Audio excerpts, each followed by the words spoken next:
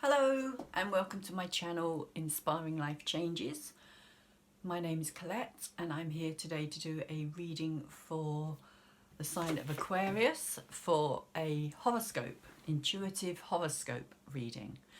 Now when I started out my channel I wasn't sure how I was going to do it exactly, how it was going to progress, etc. And I kind of said that at the beginning.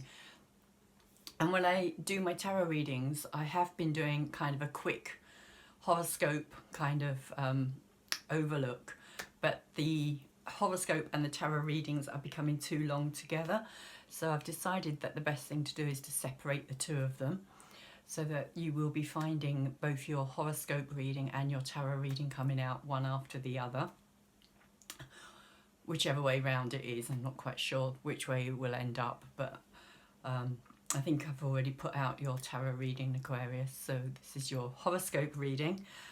So if you haven't looked at the tarot reading, please go and have a look, because I try to kind of combine the astrology in with the tarot reading if I think that it's suitable or relevant at the time of the reading.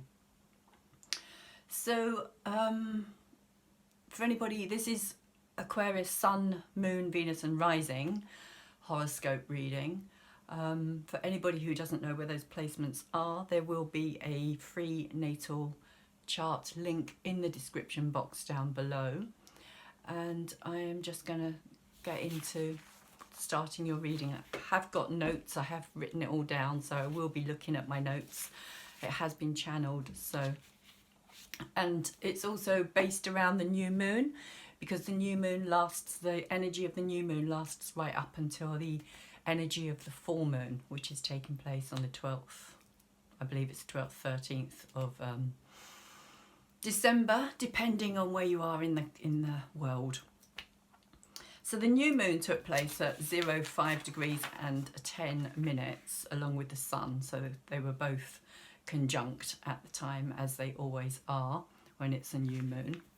And they took place in the sign of Sagittarius, which for you Aquarius is the 11th house, and is actually the house that you are ruled by, or you are the ruler of Aquarius. The 11th house is your house.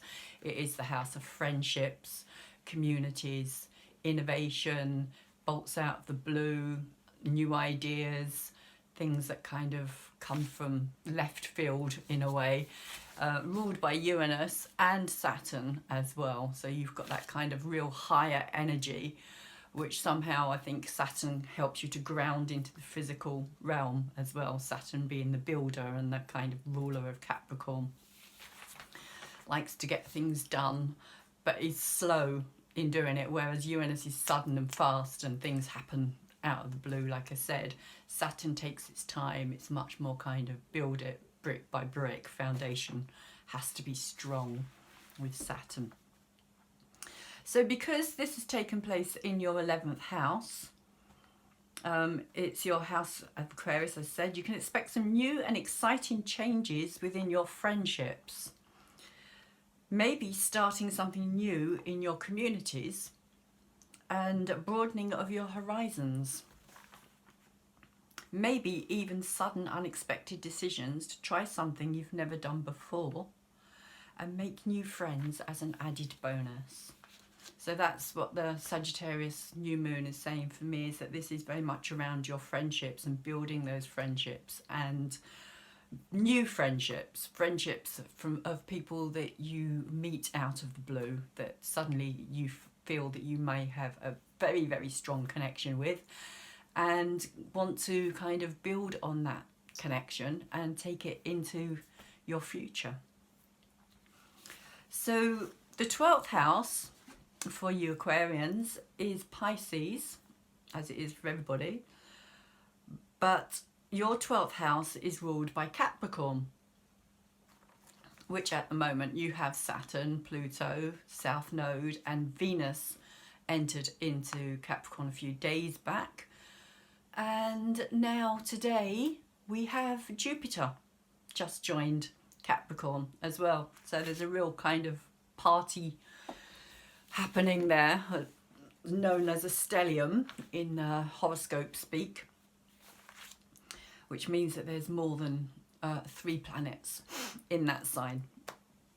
So in your 12th house of Capricorn, I'm not going to lie to you, because I have Saturn in Pisces and I know what it's like. It's like trying to build a tower in the middle of the ocean that keeps getting swept away over and over again.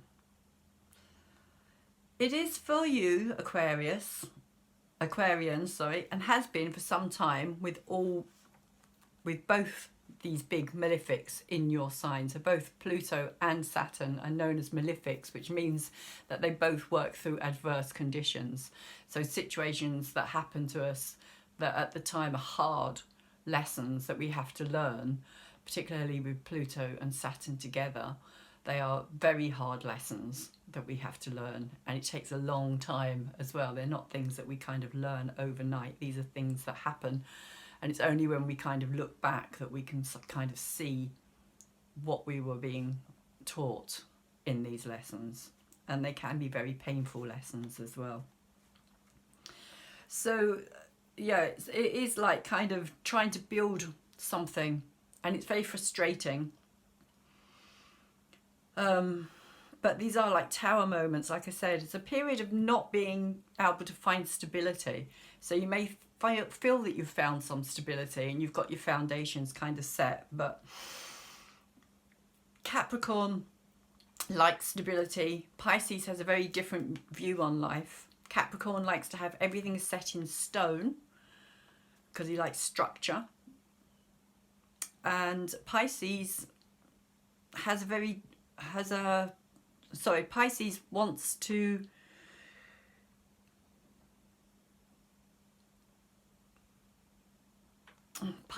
flow. Sorry, I couldn't read my own writing there. Pisces wants to flow around the obstruction. So Capricorn kind of wants to build it up, and Pisces just wants to kind of go round it and just kind of ignore it and just kind of carry on with that kind of dream, if you like. But Pisces and Capricorn have to work together in order for the dream to come together and actually for it to build. But like I said, it is difficult because you are kind of trying to build in the middle of an ocean. So it's not an easy thing to do. Capricorn wants to build structures and make long-term plans, and Pisces want to swim free and see where the current takes them. So there is this kind of conflict going on there as well. This kind of like, should I do this? Is it going to trap me? Am I going to feel too kind of conformed in it? Is it going to be too rigid for me? Because Pisces is so kind of flowing and kind of just like, you know, go wherever and discover whatever's there, whereas Capricorn is much more kind of, let's like just kind of stay solid in this. Let's just kind of like, you know, put the roots down and kind of build from here. So while Saturn has been trying to build in the deep ocean, Pluto has been digging up the foundations as well. So that doesn't help either, having Pluto in your 12th house. Pluto kind of going under and digging it all up as you're kind of trying to put these foundations in place. And also, it has been a very masculine energy as well. Saturn, Pluto and the South Node all together in your 12th house has been very hard and very kind of masculine and very kind of a patriarchal kind of energy of, again, I would say kind of conformity, conventionality, and all these things that don't sit very well with Aquarius energies either, because Aquarians want to kind of have more freedom and more kind of sense of their own identity rather than kind of fitting in with everybody else. They want to be who they are. So there has been this kind of restriction and constriction within this house for the last couple of, well, with Pluto. Pluto moved in about 2008 or something ridiculous, I think. Don't quote me on that, but it was quite some time back. So maybe I should look that up and put that in the description box down below as well. So anyway, Venus has now moved into that sign of your 12th house, and it's kind of bringing in a softer energy. It's kind of bringing in an energy of more beauty and more kind of ease, and just this kind of, yeah, just this softness, this more soft energy, which is really what you need in your 12th house with Capricorn, sorry, 12th house of Capricorn with Saturn and Pluto there at this moment. You need this more kind of gentle energy, because everything may have been quite harsh and quite stark and quite kind of matter of fact, even though you've maybe tried to kind of stay within the kind of Pisces dream kind of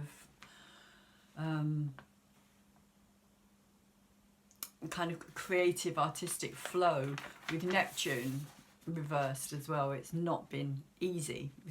So much has been retrograde over this past year that everything has kind of been held back and restricted. So yeah, so basically it's bringing a softer energy and a dreamy, more mystical, into the dreamy and more mystical 12th house of Pisces, which is softening the blows, and it's basically saying wait for the storm to pass as this cycle comes to a full completion later in 2020, which is something I will talk about in other videos as well. So the second house of Pisces is where you have Taurus, Aquarius. And sitting in your second house of Taurus, which for you Aquarius is Pisces, we find the planet Neptune, which has just turned stationary. You may have found over the last 5 to 6 months especially a feeling of now you see it, now you don't. As it feels like money in particular and all those good things in life have been vanishing from under your nose. Just when you thought you had them pinned down, then hey presto, it slipped through your fingers again. But Neptune is now turning direct, and it's kind of saying like your values within your how do you recognize, how do you value your, because Pisces is more subconscious and kind of the more creative realm and the more kind of mystical, the out there, the kind of weird and wacky side of life, if you like, things that kind of on a more metaphysical level, things like astrology, things like tarot, things that don't necessarily have a kind of tangible energy about them, and yet at the same time they have a place, they fit in, you know, they have a place. So it is kind of saying, what do you value within your own psyche?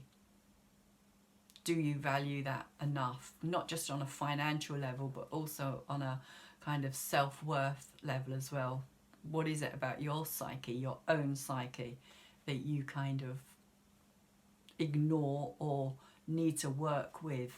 Because Taurus is also about kind of stability and working with things, being another earth sign like Capricorn.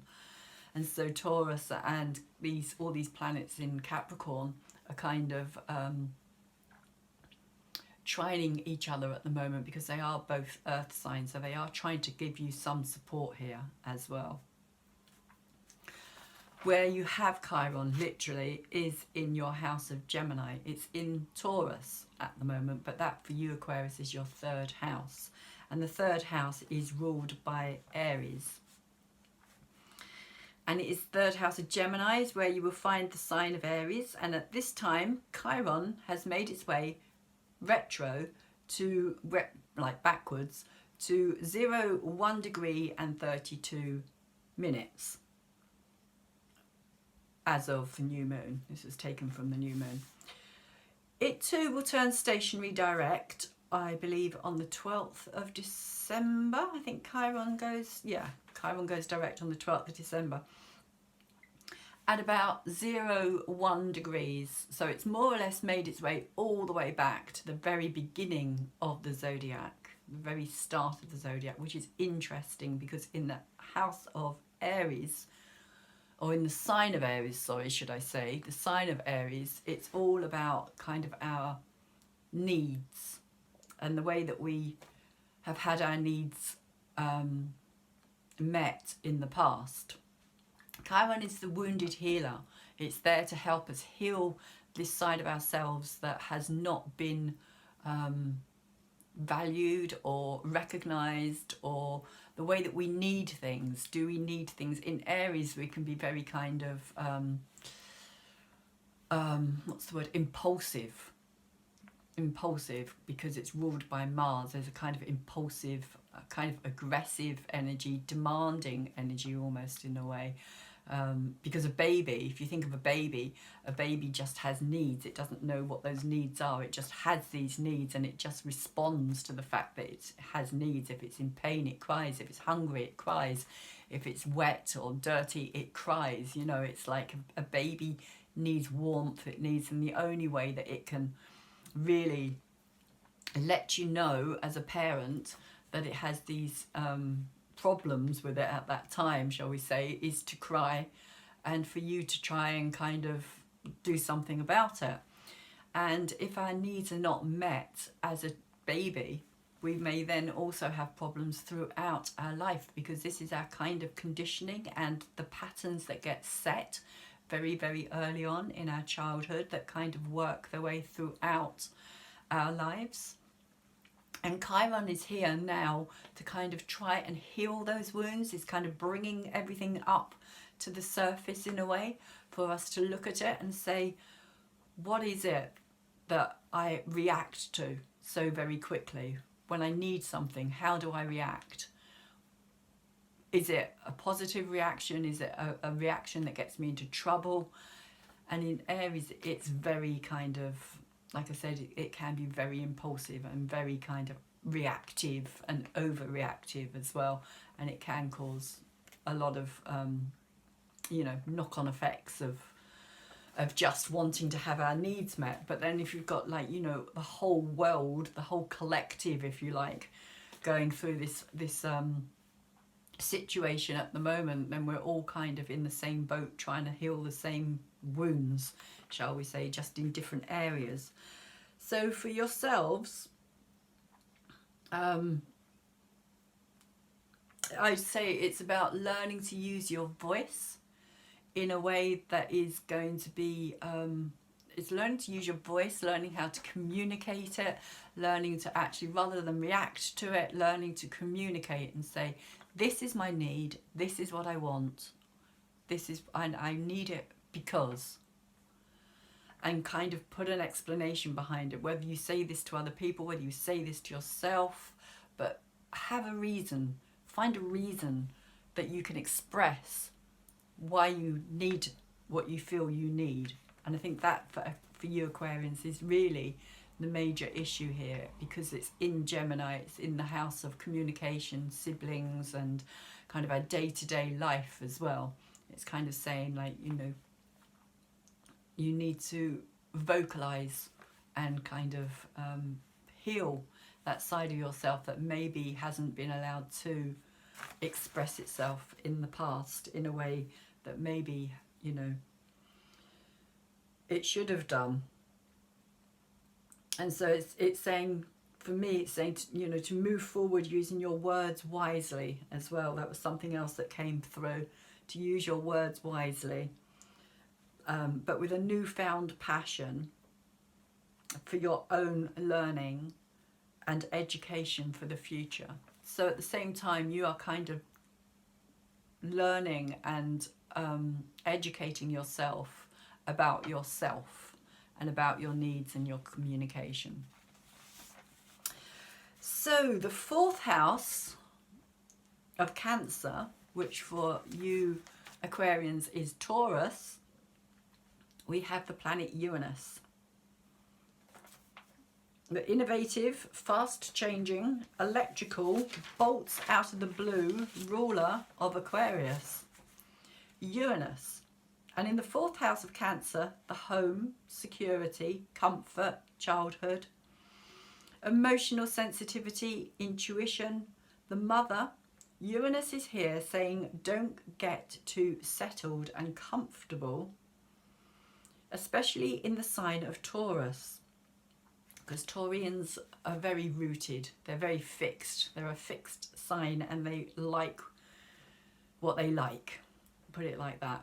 Taurus can hoard, it can hold on to things for forever, and that can be emotional things as well. That could be things that have happened to Taurians in the past, and because it's in the house of Taurus, Chiron, the quick change, it's kind of saying that things, maybe it's time to kind of really shift these energies of yours, Aquarius.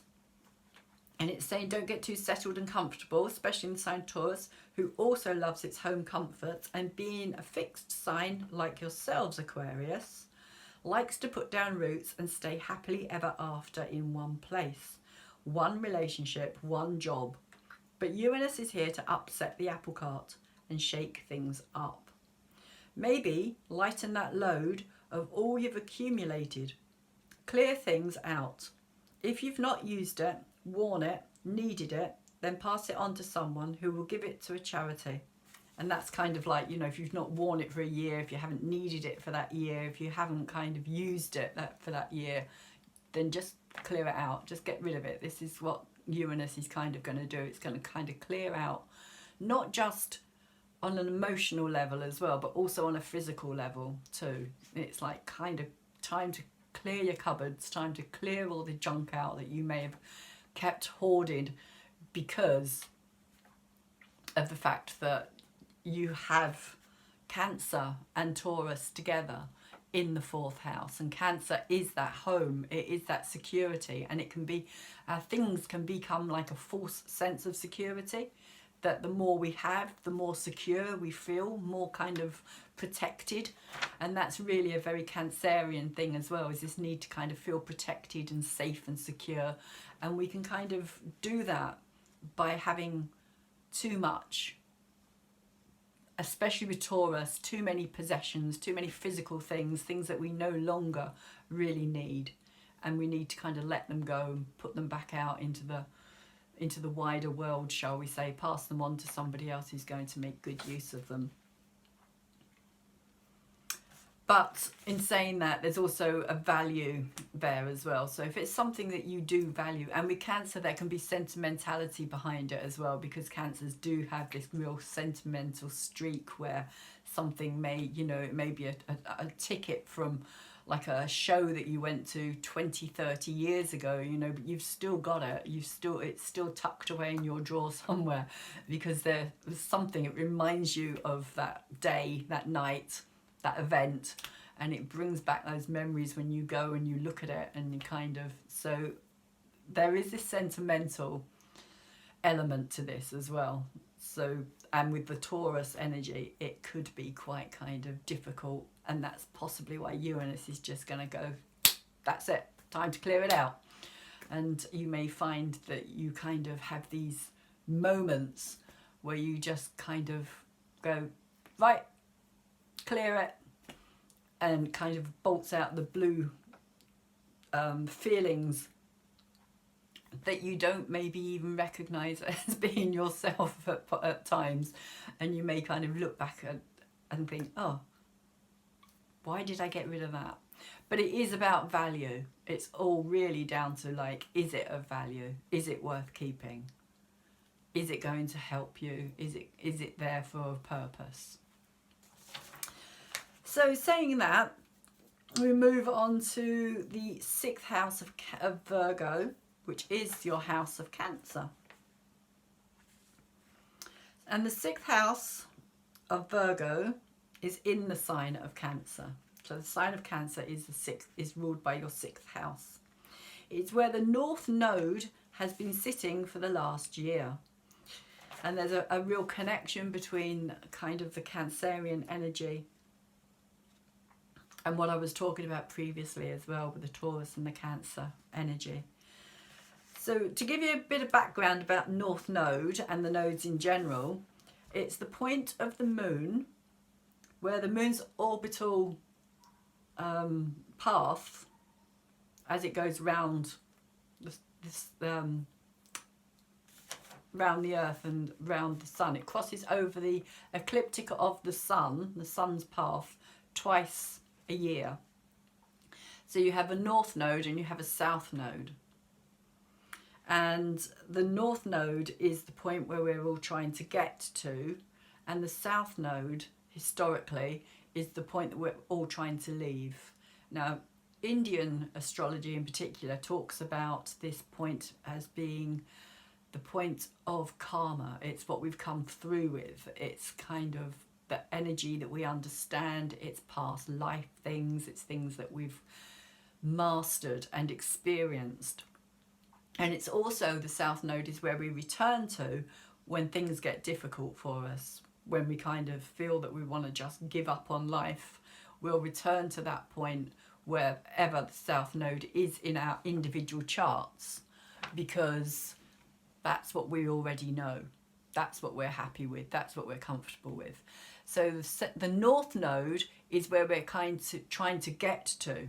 And at the moment, collectively and individually, we're trying to get to this place of the home, because that's what Cancer is about, as I was saying earlier. So, and also the north node always moves in, or both the nodes, the axis of the node. So you've got your south node, or your north node, and your south node, and they always go backwards through a sign, which is kind of like, if you know anything about the kind of major precession of the cycle, the precession cycle as well, where we move from one sign, a big, like in the big clock of astrology, if you like, because there's kind of different sizes of clocks, and there's a very large clock which kind of takes us 2,152 years to move through each individual sign as well, which is what we've been doing over this past period of time in Pisces, and we're kind of now moving into Aquarius, but this is kind of a different thing altogether. But just to tell you that the nodes kind of move in the same retrograde fashion as the giant precession does. It's a backwards motion. So they're always in retrograde. And they move through each of the signs, the south and the north node, move through each sign every 18 months. So they would change sign every 18 months, which is why they'll be in a different place for everybody within 18 months of being born. So again, there is a link, a free natal chart link in the description below, which you could possibly also, I believe, go and check out your south and your north node if you're interested. You can find out where they are as well. So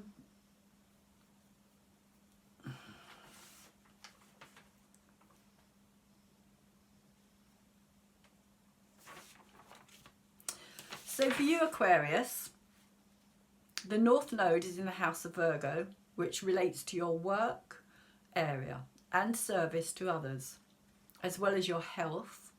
So the past year, you may have found yourself being very focused on your work and whether or not it is giving you the comfort and security you really need. Is it what you really want to be doing, or is it just something that pays the bills? Is your heart really in it? Or do you intuitively feel you need to be doing something that is more heart-based and helping others? To express that mothering, protecting side of your own nature.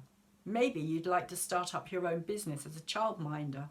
Maybe a nursery nurse, baby massage, midwifery, or possibly become a doula or help children in some way. Also, because in your opposite house, Pisces, you have both the big malefics, Pluto and Saturn, and the south node. You may have found yourself trying to live that dream, make it a reality, but time and time again it's been restricted and thwarted somehow, some way. Now, as Jupiter moves into Capricorn in early December and conjuncts the South Node and opposes the North Node, it may feel like the safest thing to do is return to that illusionary dream world, to escape the reality of life. But Jupiter is saying, keep the dream alive and look beyond the boundaries of your day-to-day existence. And that's the new moon that's just occurred. And we've also had Jupiter on the galactic centre, as well as Venus conjunct Jupiter on the galactic centre as well. So it's been a major kind of real uplifting energy that we've had just before we move into all this Capricorn energy, which is kind of happening as from today. And it's a big build up to what's going to occur in 2020 when we have 5 planets all in Capricorn. When Saturn and Pluto conjunct together, there are 5 planets all together. So it's a big deal. It's a big kind of energy that's building up at this moment in time. So the Jupiter dream, if you like, because Jupiter is the ruler of Sagittarius, is very kind of the dream, and the Neptune dream as well. It's very, it's about optimism, it's about hope, it's about looking forward to a future that you can build in Capricorn on something that means a lot to you because of the Cancer North Node as well. So it's all about kind of finding your heart within what you really want to be doing. And so,